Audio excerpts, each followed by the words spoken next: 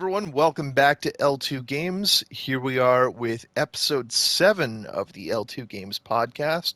As usual, I'm your host, Nick, and as not quite so usual, I am joined by my good friend, Jason. Jason, how are you doing today? I'm doing great, Nick. How are you? I am doing great as well. It's good to have you on. I think people might be getting a little tired of Kyle. I already am. Even before he was on the podcast, I was tired of that guy. I'm just kidding, Kyle. We love you. I'm not.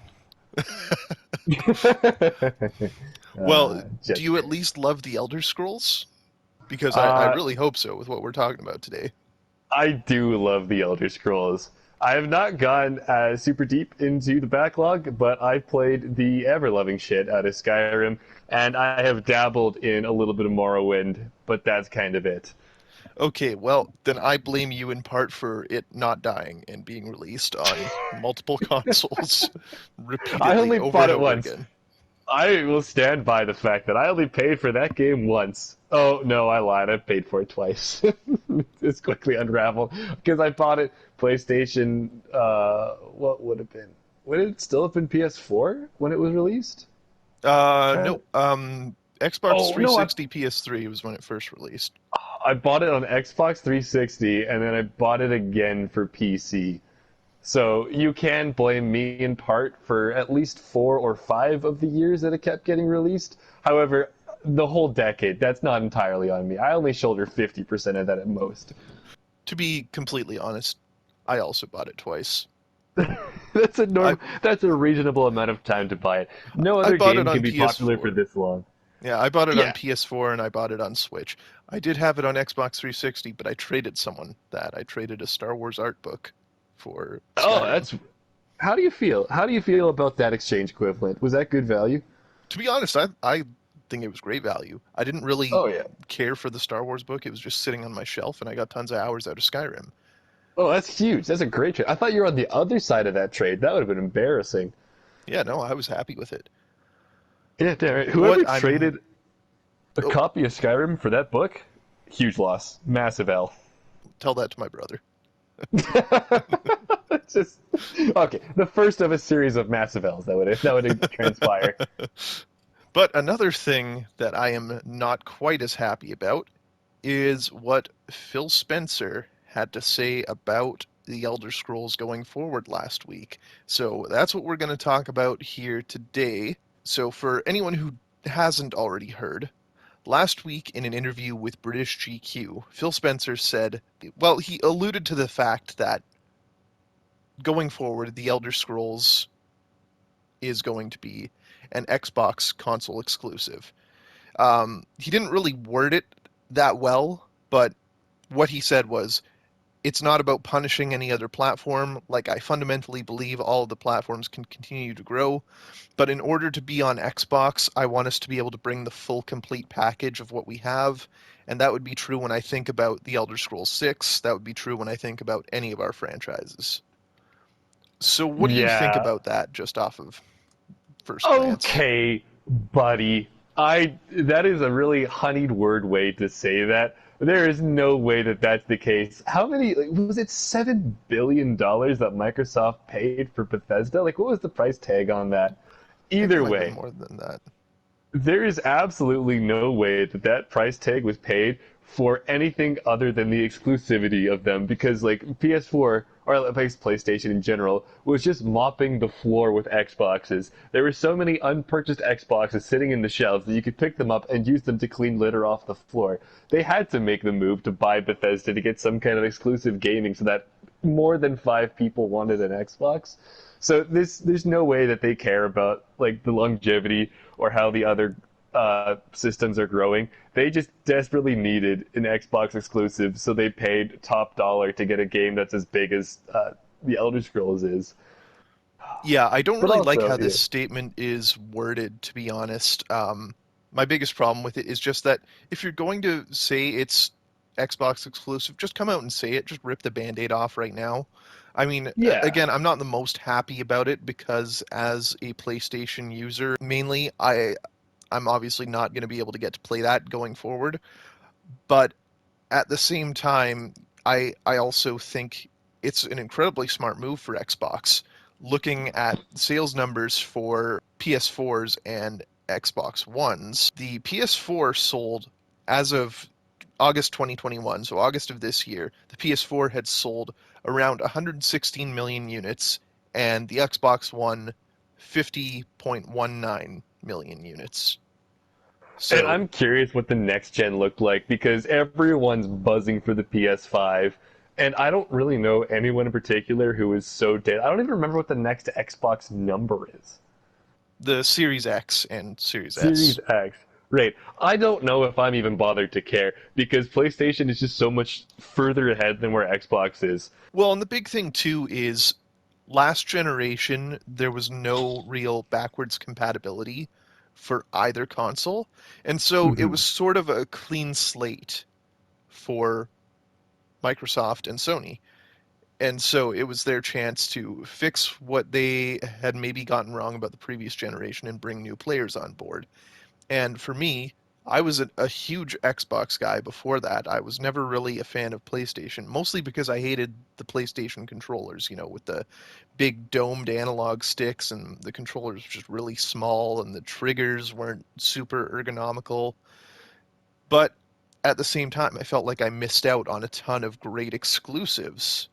And so I had to make the switch over to PlayStation to play games like The Last of Us and Uncharted and God of War. And I haven't had any reason to regret that because looking at Xbox, they've had such a slim roster of exclusives over the last decade that I haven't really been interested in them. None of them have really been console sellers. And sure, there's games like Halo, which for hardcore fans of the franchise, maybe that is a console seller. And maybe Gears of War. I don't feel like Gears of War is as iconic as Halo, and so maybe not quite that much. But then you had a few other ones here and there, like Quantum Break, Sunset Overdrive, that were quality games. And then there's also the Forza series, although I've never really considered buying a console for a racing game. No, me neither. And I feel like too with a lot of the exclusives that Xbox had, they're the quality or like the level of game where I would want to play them, so I might just like borrow a friend's Xbox for a week or two and beat them and then give it back and feel good. But none of the Xbox exclusives, maybe other than Halo, like made me care so much about the system that I'd want to go out and buy one for the games. And I was still a pretty big Gears of War fan. I played a lot of that series because I really enjoyed like the online and everything, but I only played it because I just happened to already have an Xbox, and if I had just like walked into that game, played it, and didn't own an Xbox already, I'm not gonna go buy it. So I'm not surprised that they're trying to get as big of a name as Elder Scrolls because they need that kind of like game that will actually bring people to the system. Absolutely. And I think Elder Scrolls is absolutely a console seller. I had someone telling me the other day that they thought this was a stupid move by Microsoft because it's just going to piss people off, especially hardcore fans of the series. But I don't agree with that at all. I think this is an incredibly smart move just because there are games in reality that are console sellers. And sure, it may not be the most consumer friendly move because it's going to put a $600 dent in your wallet if you want to get a new console. But at the same time, Microsoft isn't just selling their console, they're selling the console, an investment in future games that they're going to release, and they're also selling you all of their services that come bundled with Xboxes. Like you need your Xbox Live to play online. Xbox Game Pass has become a huge thing in the last few years. And Mm-hmm. so it's not just about that one-time console purchase, but hooking players in the long term. Yeah, like that's exactly the move that they need to do because so many people have moved to PlayStation or moved to PC and away from Xbox. They just need to drop whatever it takes to get people back into the ecosystem so they'll keep playing or keep paying for their Game Pass. They'll keep paying for other Xbox games and stay in that ecosystem because a lot of people will switch just for the Elder Scrolls games on top of like everything else that Bethesda is also releasing. Because I think there's a couple more games being developed by Bethesda before the next like Elder Scrolls 6 even comes out. So they have like this entire franchise and series of franchises that are going to be exclusive to Xbox they didn't have before, and that's going to bring people in. Like I agree that it's a smart move. It's completely anti-consumer, but what else is not anti-consumer in the whole video game industry? So I'm not even that upset about that one. It's just what they had to do. It just is annoying that that is what they had to do, and that they are going to be swimming in piles of money as a result of being kind of shitty to the consumers. Hmm. And I'm not the biggest fan of the Elder Scrolls necessarily, or even Fallout, but I do really enjoy those games, and I think that gives me definitely more incentive to consider at least buying an Xbox Series X or S. Whereas before, I look at their exclusives. I don't know if there's another Gears of War game on the horizon, and so the only things I see right now are Forza and Halo. And sure, Halo Infinite looks great, but one game isn't going to do it for me. And Yeah. maybe for some people it will, like if you're a hardcore fan of the franchise. And I mean, looking at the Nintendo Switch, I mostly bought the Nintendo Switch so I could play Breath of the Wild because I'm a huge Zelda fan. Oh But yeah. Nintendo also has a ton of other great exclusives. You've got all of your Super Mario games, like Mario Kart, Super Mario Odyssey, Mario Party. You've got Luigi's Mansion. You've got Super Smash Bros. And so they have a great stable of exclusives that, at the end of the day, it's the software that is the console seller. Hmm. And one thing that I think is kind of funny is that PlayStation or I guess Sony and Microsoft, they get a lot of flack for making exclusives whenever things like this happen, but that is the entire operating system for Nintendo. But they do it so well that no one cares or gives them flack for it. It's completely accepted that they have full control over their games. They will never appear on any other system, and no one's even really bothered by that. But when it comes to Microsoft and Sony, like we actually give them flack because they just feel like games that can be played anywhere, so it's frustrating when they can't. But with Nintendo, like they've made their system so unique and so different, like not even really that comparable to the Xbox or the PlayStation, that you don't even mind that it's only on the Switch or it's only on the Wii or whatever. Just interesting that they're able to get away with that and no one's upset by it since the games are just so unique. Yeah, I think Nintendo gets a pass on a lot of stuff that would otherwise be a big red flag in other people's books, like their price gouging. Oh, You almost atrocious. never see a Nintendo first party game go on sale. Mm-hmm. And when you do, it's maybe $10 off of the retail price. And Oh yet, yeah, like you finally get a notification on your price watch that there's like whatever the new Mario Party's gone on sale, and it's like you got 275 off. Go enjoy your game for now $78. yeah, it's never any kind of substantial discount.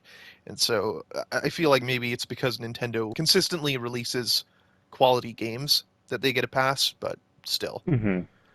And I think like to talk about an earlier point that you made about like one game might not switch people over. This is probably just the start of a big push for exclusives because if they kind of keep chipping away at key games for different genres, they'll get a lot of people to move over. And there's probably going to be a cascading effect of once some of the people who love these kind of RPGs move over, well then like a bunch of their friends are going to want to play with them, so they'll start moving over. And if they can get like some of the racing fans to move over, then their friends are being more likely to move over. So if they shell out like a huge amount of dollars for these really big titles that just start getting the hardcore fans over, it's going to slowly have more people bleeding in from PlayStation because they want to go where their friends are and where the Mhm. people that are playing those big games are hanging out now. Yeah, and that's of course assuming that games like Starfield and Fallout going forward are also going to be exclusives. But I can't see why they wouldn't be. And Yeah, that's disappointing again, I because I think they really will enjoy be. Fallout. Yeah, it's just annoying that I mean I'm kind of fortunate. I think a lot of my gaming is kind of done through PC, so I'll never be that burned by it, except for a couple things where I like to play a PlayStation. I kind of prefer PC. I just spend more time on my computer anyways. But still, it's just annoying that these games that people had access to before, they now either need to get completely out of the series and miss out on whatever, or spend hundreds of dollars to get a second gaming system, which a lot of people probably don't want to do because they're not going to get enough usage out of having two systems just to play a handful of extra games they wouldn't be able to otherwise. Hmm. And to your point about players wanting to switch over because their friends are on Xbox, the one thing I will say about that is that with crossplay becoming as prevalent as it is now, I feel like maybe that won't be as much of a deciding factor these days. And so I think Microsoft is really going to have to push for more single player exclusives because so many multiplayer games, especially third party multiplayer games, are crossplay that at the end of the day, it won't matter what someone's friends are on. That's true. That's a good point. So yeah, maybe that is the way that they're trying to go and just get a bunch of these single player games to really just pull people on the quality of the game itself. But I still think one of the big pushes they'll do is just have a large variety of exclusives and not worry about just doing shooters or just getting like the Fallouts and the Elder Scrolls games. But you might see them go for other really popular titles and try and get them exclusive as well to pull people in. I'd be interested to see what other studios they might have their eyes on in that case for acquisitions because from it feels like these days there aren't even that many developers putting out quality games on a regular basis, and so I don't know Yeah. who Microsoft might have their eyes on. Yeah, I guess there's not many places that just create games for either way. Like a lot of the people, at least as far as I'm kind of feeling, are that they're already pretty associated with one or the other, and they're going to maximize the quality of a game on Xbox and then release a PS version and vice versa. So it's going to be kind of hard to move studios away from that, especially because a lot of places probably want to be able to sell on both systems and probably don't want to get locked into exclusivity unless they're being given $7.5 billion for it. Yeah. Now, another good point that another one of my friends brought up was that there's still a huge console shortage going on. And Hmm. obviously, we don't know how long that's going to last with the whole semiconductor shortage globally, but it may be that, again, this type of move will sway casual players as well who haven't been able to get their hands on a console yet, who at the end of the day don't really care what they're playing on. Because I know quite a few people who are not huge gamers but still like to have a console so that they can play games with their friends. And so if we have the advantage of crossplay for the big multiplayer titles, then having the option to switch to an Xbox for some exclusives might be the deciding factor for people who are just struggling to get their hands on one console or the other. Yeah, exactly. I could definitely see that incentivizing the average person who just maybe started off wanting a PlayStation but wasn't able to find one and is now just whatever system comes into stock first, I will be getting. Because if you can play Elder Scrolls and other games like then Fallout on Xbox now, you're probably more willing to just grab one of those instead of waiting for a PlayStation, even if you've had the PlayStation 4 for forever and that's been your main system. Because that's kind of where I'm sitting now that they have Elder Scrolls. Like I don't have a PS5, I don't have the next generation for either. And if I were to look at getting one, if I can cross-play with all of my friends for the big multiplayer games that I have, and now I have the option of playing Elder Scrolls on Xbox, I'm looking at Xbox a lot more than I was before. Even though I hate them for manipulating me like that, they can still have me if the game's fun enough. Yeah, and if you look at it, I mean, the games that we play together, really, we only play GTA, Red Dead, and Apex together. And I mean, obviously, GTA and Red Dead aren't crossplay, but maybe going forward they will be. And Apex has crossplay, and that's kind of what we've been on pretty much nonstop lately. So it feels like, as you said, that might be enough to sway Mm-hmm. someone over. Especially if like we can still play, even if you're on PS5 and I still have my PS4, we can still play all the PlayStation exclusives now, which maybe even like hurts the sales of PS5s if now people can just hold on to their old system and get an Xbox, and now they're not really missing out on anything in particular. That might come back to like actually hurt Sony afterwards because they're kind of banking on people wanting to make that upgrade and assuming that's going to happen in the PlayStation system. Yeah, no, What are you? Are you? Would you be willing to get an Xbox now to play Elder Scrolls? How strongly is this swaying you? for me, it couldn't be just for Elder Scrolls, just because I'm not as invested in the franchise as other people may be. I loved Skyrim. I played a bit of Oblivion and really enjoyed it, but I've never touched Morrowind. I didn't touch Elder Scrolls Arenas or anything like that. And so I don't really know that alone would be enough. But if it ends up being Elder Scrolls, Fallout, and Starfield, and if Starfield ends up being a high quality game, it would be enough for me to at least consider buying it. Right now, I'm not making a ton of money, so I don't really have the luxury of being able to just go out and say, yeah, I'm just going to buy a new console. And Mm-hmm. so for the moment, I would probably say no, but in the future, if Microsoft is going to continue to round up exclusive titles, it is definitely more of an incentive for me to go and buy an Xbox. Yeah, I feel that. I'm like kind of on the fence right now. I feel like because I can still play those things on computer, that I don't need to shell out how many hundreds of dollars it is for another Xbox system. Because I also don't have that much money. I'm so worried about buying food right now, so I'm not going to worry about getting a PlayStation or an Xbox till much later. But I love Elder Scrolls, and if I couldn't get it on PC, I would start scrimping. I would be cutting products right out of the budget and just saving that up until I can get an Xbox. All right, well, I think that's going to do it for us today. Jason, thank you so much for joining me today. Oh, thanks for having me, Nick. Happy to be here. And to everyone who tuned into this episode of the L2Games Podcast, thank you for listening. If you want to hear more of Jason and his silky smooth voice, you can catch him as one of the co-hosts of the Snubs and Dubs podcast, available on all major podcasting platforms. Oh, please do. We could use it. Please come check us out. All right. See you later, folks. Bye.